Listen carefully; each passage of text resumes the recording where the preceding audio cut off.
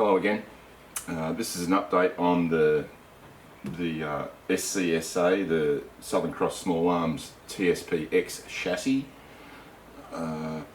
So this is the chassis for the 1500, the Howa 1500 short action, which is what I've got in it. That's the stock that it came in. If I would have been able to buy it just action barrel alone, I would have, but didn't happen.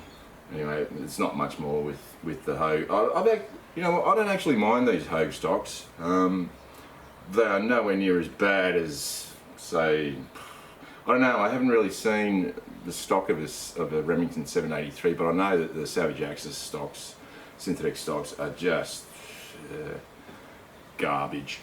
But the Hogues I don't mind. They're only like $100 here in Australia, probably $50 in the United States in a beer. A Pilsner Urquell, Plzeňský Przdroj. So I'll start off. When I got this chassis, it was already assembled.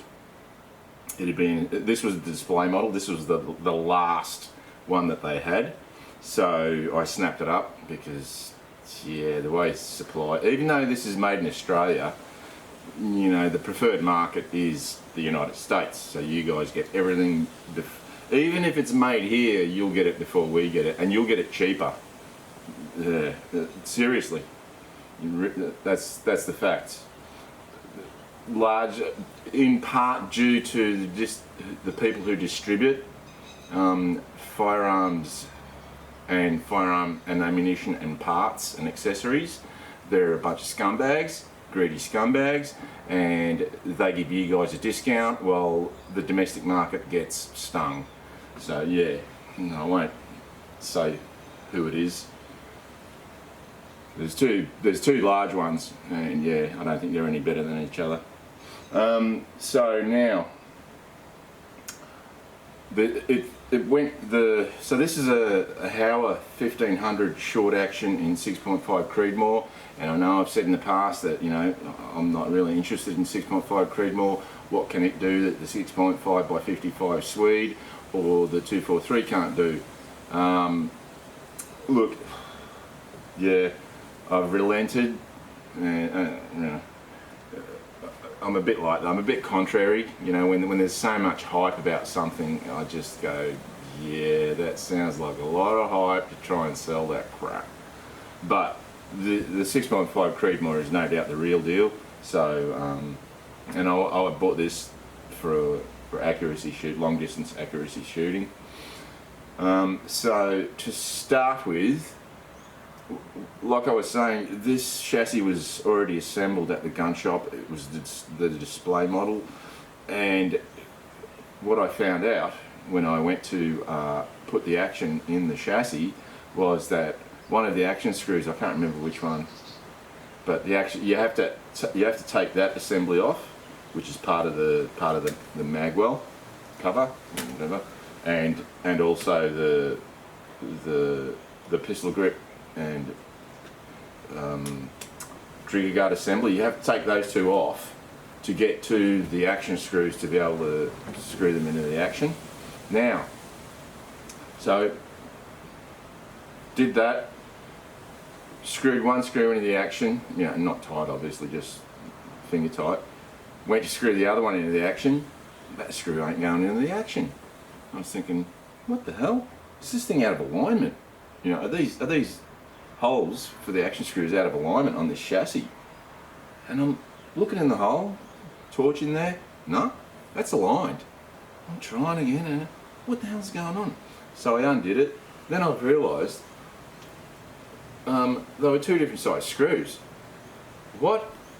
So I'm thinking, what have they done here? You know, they've supplied a wrong size screw, a different diameter. It's the same thread pitch, but a different diameter. Like a millimetre. I think one's a 5mm, the other one's a 6mm. So anyway, I was mucking around and it. I've taken the pistol grip, I've unscrewed the pistol grip, and the screw is like really sort of tight, and then comes really, really loose, and then comes tight again, and I'm going, what's going on? Have they cross-threaded this screw in the that holds the pistol grip into the assembly. What's happened is that some numpty at that gun shop, when he assembled it, I won't say which gun shop, but there's only 2 in that town, so what he's done, because the 2 screws are 1mm, I don't know if they might probably, I haven't actually measured them, I don't even know what thread, it's the same thread pitch, but I don't actually know what size thread it is or what size screws they are. They're just very slightly different.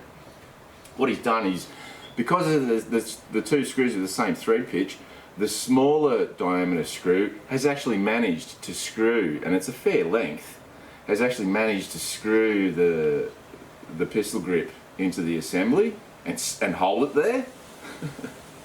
And so he's put the screw that should have been there, that's bigger, he's put that, because it's just sitting there, they were just sitting there loose with the heads covered so they didn't fall out. And so I've realised that and swapped them back over. And luckily the smaller diameter screw that he had holding the pistol grip didn't totally strip all the thread, because it was a fair bit. It was just enough to actually catch and do up, but yeah, you really screwed up there. Luckily not catastrophic, yeah, so I fixed that. Now,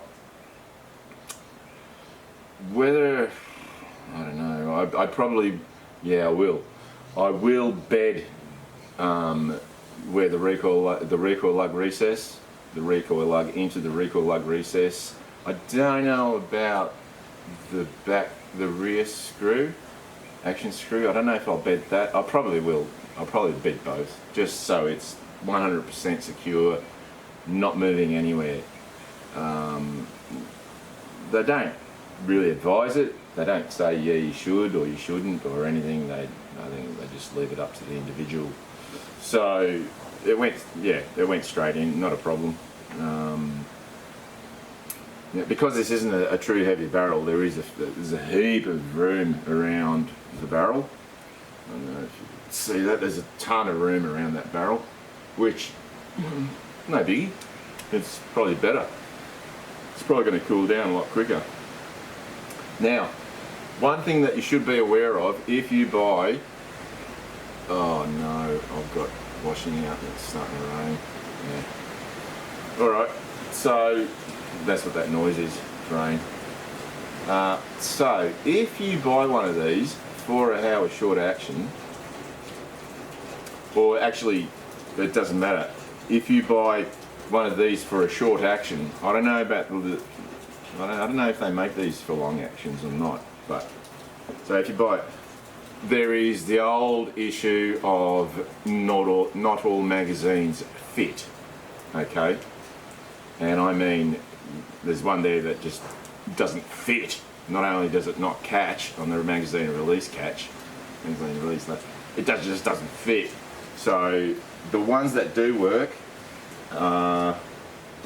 this is a 5-shot steel accurate mag, because they're all supposed to be Accuracy International compatible magazines, but there's differences. So this is the accurate mag, 5-shot accurate mag. That goes straight in, no problems. Whoops. No. Yeah, there. Yep, that's not going anywhere. That's solid. That's in there. Now, sorry, and it just falls straight out. Now, the only other, and I've got 5 here, the only other one that does work is the MDT 10-shot. Yep, not a problem, you heard that. Not going anywhere, she's good.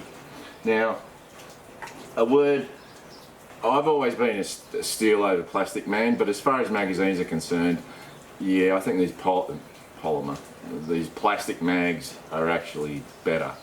The reason is because they're lighter, and you know, there's a bit of play in there. And with the steel one, let's see if you can hear the steel. Not that it matters. I'm not going to be hunting with this rifle.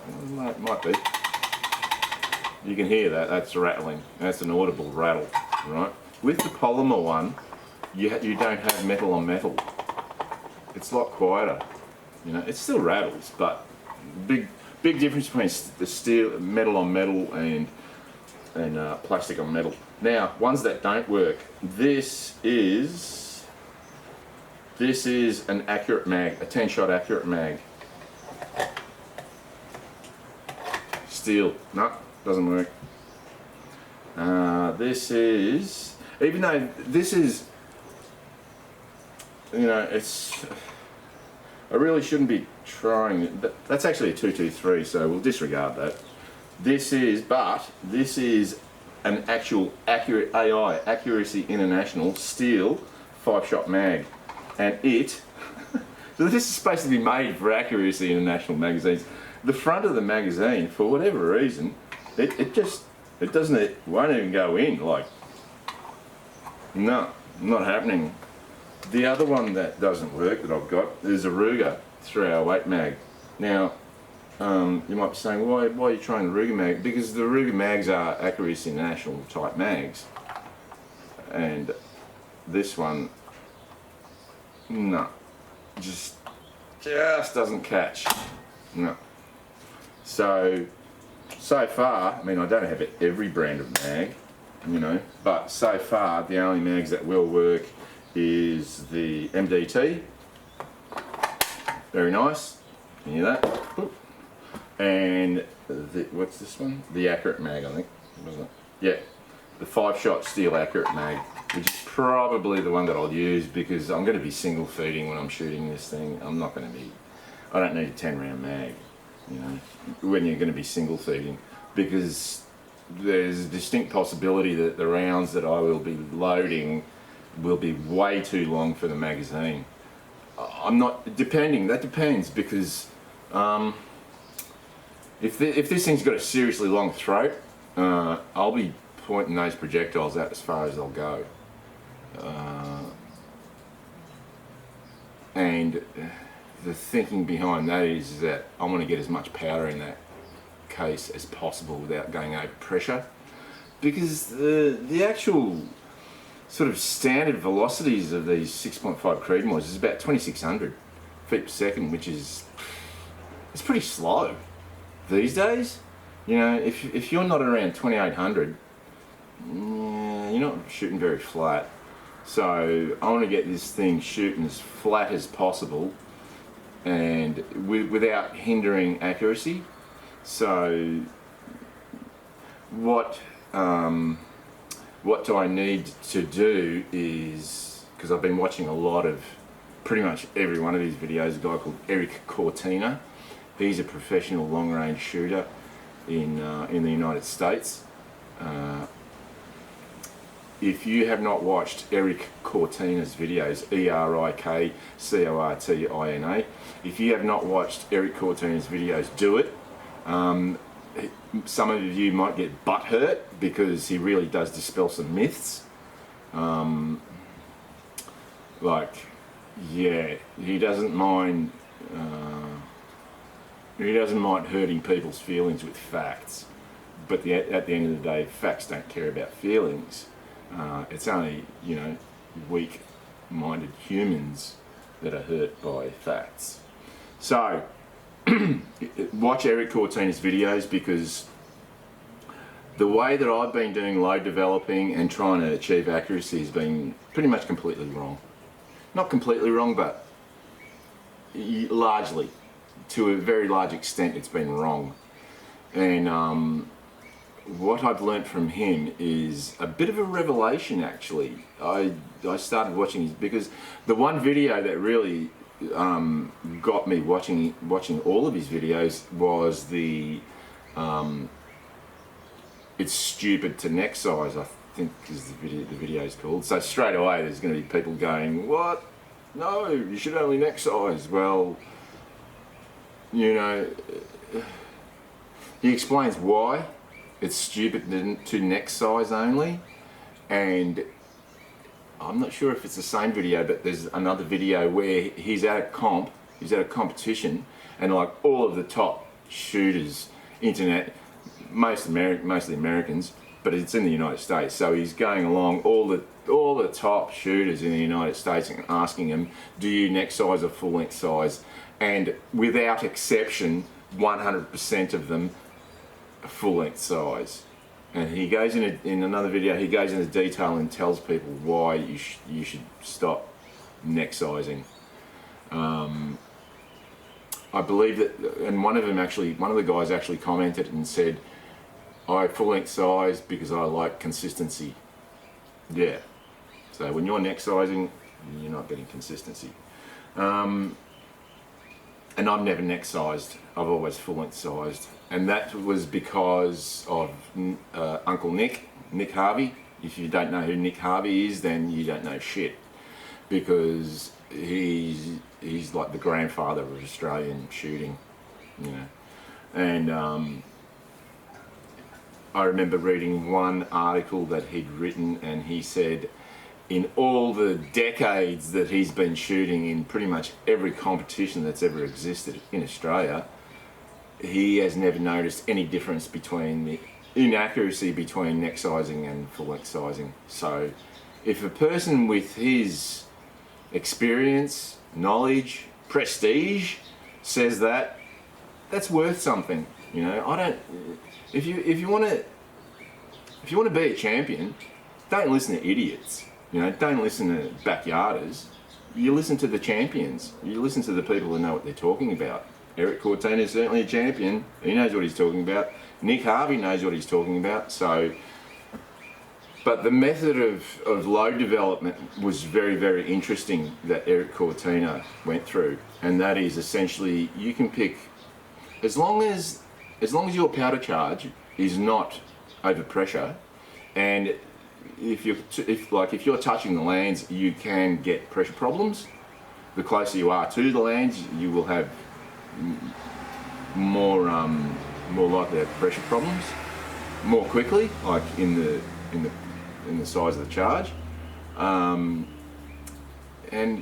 basically, the one statement that really got me thinking was that he said, it doesn't matter what load you develop, you can get any of them, you can tune any of them to be extremely accurate just by bullet seeding because of nodes. Essentially, everything's a sine wave. There's a node, there's a node, there's a node, there's a node up the top. The antinodes are at the bottom, right? And if you can get, you know, laser accuracy within 2 or 3, we're talking increments of 10,000th of an inch for bullet seeding. And he goes into detail there and how that works. I have not done that because I was completely unaware of it. But I'm going to, with this rifle, this is the first time that I'm going to employ that method. And he also goes into detail in his videos about a lot of people waste their time doing a lot of case preparation that's totally unnecessary or even detrimental, which, again, I had no idea. I go into extensive case preparation. Mind you, Erik Cortina uses Lapua brass, and from my experience, I have used Lapua brass, especially in the 243, and I'm not sure what other caliber. And quite literally, he said that his brass preparation consisted of opening the box. Yes, if you're using Lapua brass, that is all the case preparation that you need. Like, really. Other brass, yeah, it's a different story. You know, I've never had Hornady brass. I mean, sorry, Norma. I've never had Norma. That's supposed to be quite high quality, but definitely Hornady, ADI, Starline. They've all got issues. You know, necks aren't round. They've been beaten up, or for God forbid, if you're I'm not going to call you stupid, but if you're silly enough to buy a Winchester Olin brass, I mean, that is just junk. If you buy a bag of Olin brass, just put it straight in the scrap bin and sell it to the scrap merchant because it is just junk. Yeah, that's been my experience with Winchester brass, Olin made brass. It is still like, I've actually got a picture on my phone. I'm actually going to put it up and I'll show you the necks. I think they're 45-70 caliber brass that I bought, Olin cases, Winchester, and like you can see in the picture, pretty much like 90% of them are deformed, beaten up. I don't know what do Olin do at the factory? Do they get a baseball bat as bags of brass are going past? They just beat the shit out of them, because that's what it seems like. I don't know what they're doing with them, but yeah, winches of brass is just junk.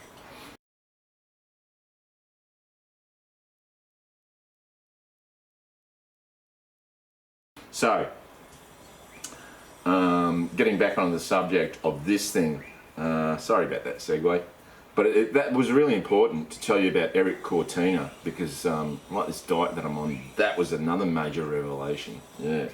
So, what else have I got on this rifle? I've got the Delta. So now, because I'm trying to trade in or trying to sell my 243 and my 7mm Rem mag, because I'm just not using them. Same as I actually traded in my my Marlin 44 mag lever action for this thing, and like just straight swap, because it was just easy. It was easy to do, you know, instead of mucking around with people haggling and not interested.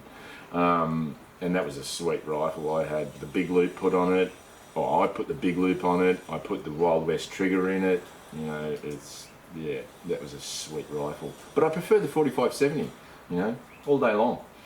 And I've still got that. The SPL, I won't sell the SPL, no way. So anyway, I've got the titanium on here, the 4.5 to 30 Delta optical titanium. The next scope that I buy will be the 5 to 50 titanium. Yeah, baby, absolutely. And it's just so reasonably priced, and it's such a good scope, you know. Man, if Richard Utting says it's a brilliant scope, I listen to that man. It was on his recommendation that I bought this scope, and I'm glad that I did. If you want to know anything about really good scopes, listen to Richard Utting. Richard Utting, Utting. Yeah, he knows what he's talking about. He tests all the high-end scopes, and even the you know, the medium price scopes. So anyway, it's a titanium, and I'm using, you know what, I like simplicity, and these D&Z, it's called a one-piece mount, but it's actually 3 pieces, because the yoke's on the top, you know, they're separate, you've got to screw them down, but it's a one piece. Now, very little can go wrong with a one-piece unit. Okay, the less parts, moving parts, the less parts there are to something, the less prone it is to failure. So this is pretty much, I know it's silver, this is it was actually, that was on the 243, the Howa. So I'll have to go through and paint just matte black, because it does look a bit weird with everything else is black except for the scope mounts being silver. So I will paint that. I've got the bubble on there. I've got nothing set up properly. What I'm going to do is take this completely apart, then go to Bolt Masters and try and source a stainless bolt for every bolt on this thing, because I hate rusty bolts. I hate seeing rust on the heads of bolts, even worse than the threads. So I'm going to try and get stainless everything. That's what I do, and it doesn't cost that much, really. I mean, you're only talking about it, you know, like maybe, I don't know how many bolts in total. 1, 2, 3, 4, 5, 6, 7, 8, 9, 10, 11. But you know, less than 20 bolts or screws. That costs bugger all, and you know, you don't have to worry about it. You don't have to be thinking in the back of your mind, oh, I need to apply some oil to here and here and here to stop it from rusting. The other issue is that this is obviously a black barreled action, and where I am, it gets humid. It's stinking humid right now, actually. Yes, it's humid, and it's going to rust. It's just, I don't give a stuff what coating they put on there. If it's not Cerakote, if it's not stainless, or if it's not Cerakote or Duracoat, whatever, it's going to rust. So I will get it Cerakoted, straight up. And there's a gentleman in Townsville, Craig from CS Cerakoting. I've seen some of his work, and it's brilliant, really nice. So if you're in the Townsville area and you're thinking about getting your gun Cerakoted, call Craig at CS Cerakoting. He's on pretty much everything. He's on Facebook, I'd say he's on Twitter, whatever, and yeah. And you know, I wouldn't mind even doing a YouTube video of him and his facility and the work that he does. And unfortunately, I've got to go to work tomorrow. I only came back last night, straight off night shift, so I've got to go to work tomorrow again, onto a night shift again, which I really hate. And then I'll be back for a few days, and then I'm going to go to work again because you know, I'm poor. I'm not poor. I just waste my money on guns and beer. So, well, it's not a waste. It's good fun.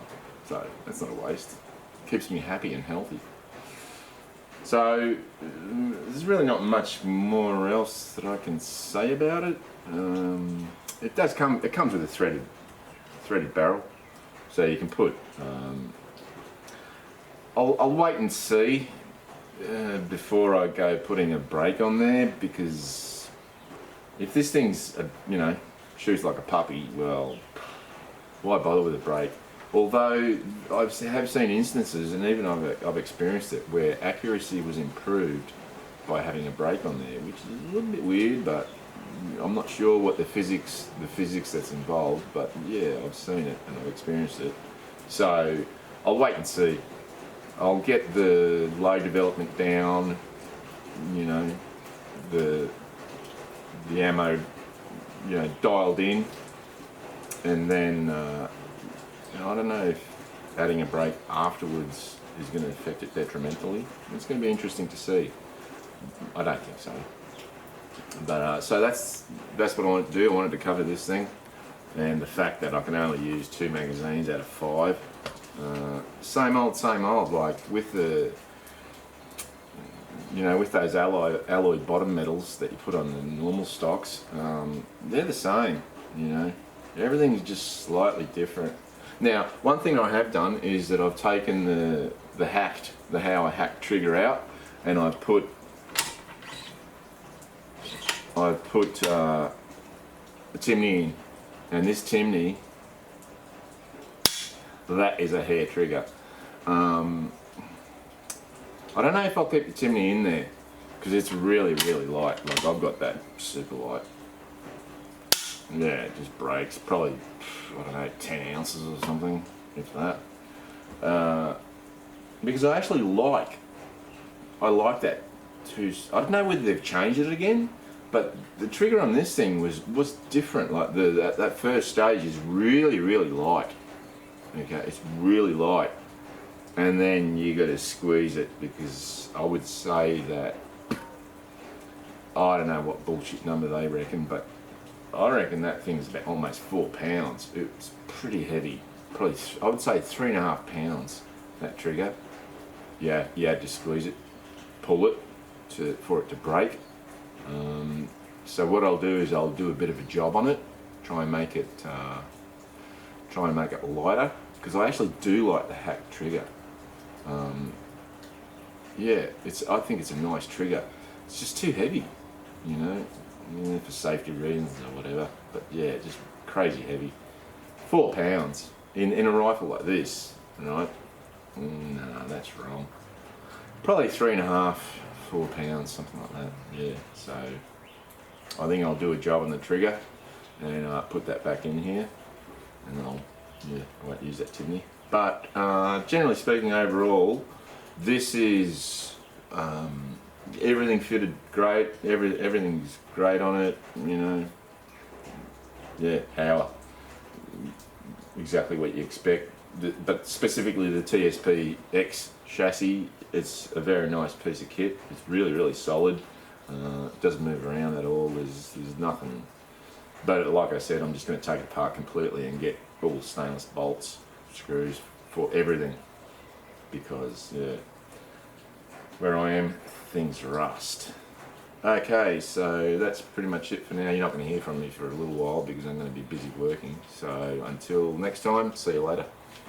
Oh yeah, before I go, I know there's probably going to be 1 or 2 people, you know, chiding me or, you know, giving me a hard time about, oh, you know, you poke fun at, you know, the tactical you know, the tactical scene, and, you know, people making their rifles tactical and looking tactical and all this. Like, my intention with this rifle is not to make it look tactical. Right? I wouldn't give a rat's ass if this thing was pink, if this chassis was pink. Right? I just want a solid platform, and I hadn't employed a chassis before with a rifle, so that's another thing. And, you know, black, you know, it's very neutral, so yeah, but getting it is not my intention of being tactical, and so please don't try and tell me that I'm a hypocrite. You're talking shit. The other thing is, oh yeah, he doesn't like, you know, he pokes fun at tactical and he's wearing camouflage, you know, uniform. Yeah, so what? Doesn't mean I'm being tactical. I've got plenty of camo gear, you know. Doesn't mean I'm being tactical. So yeah, put your head in. Tactic tards.